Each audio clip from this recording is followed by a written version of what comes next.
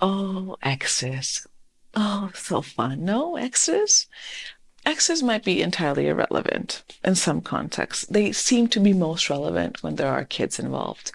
However, if in your current relationship, the ex is still this lingering person, then clearly exes are important.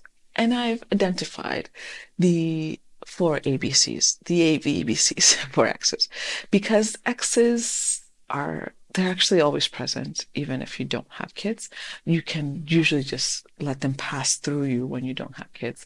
When you have kids, it's harder to let them pass through you because they're really still present. They are a person still in your life.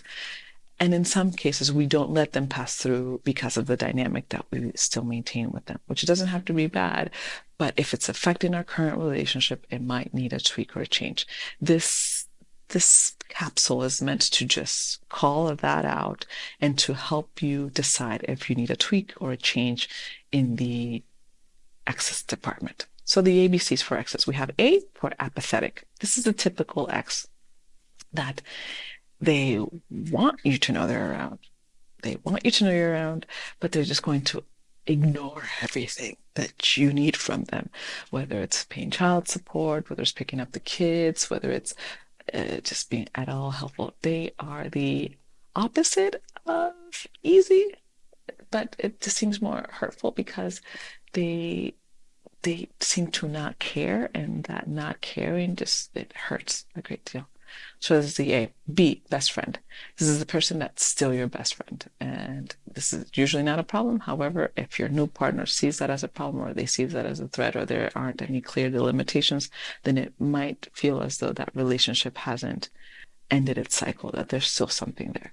And there might still be something there or not. There's just, there's still the friendship, but there's no sex. So that space might still be nebulous for someone.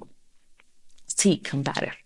This is the one that just wants to fight and scream. They're still toxic, attached to you, to the relationship, and they're unwilling to let go. And their best way to keep you around is to create sources of conflict.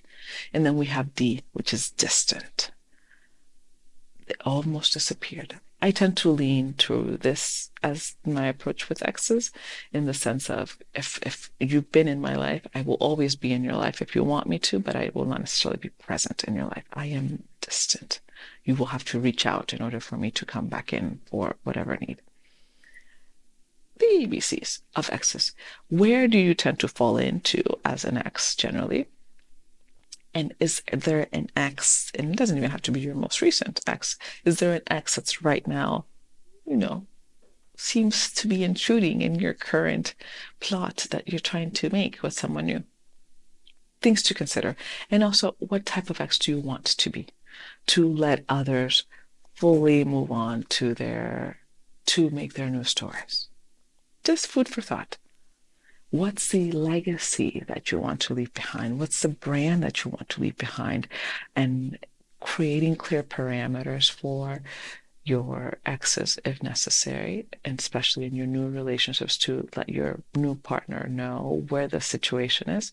Explain to them the dynamic. If you have a best friend ex, the dynamic that you have with your ex, bring them into the fold so that they understand how things are, so that it's clear and transparent for everyone. Just some food for thought. Let's do the work.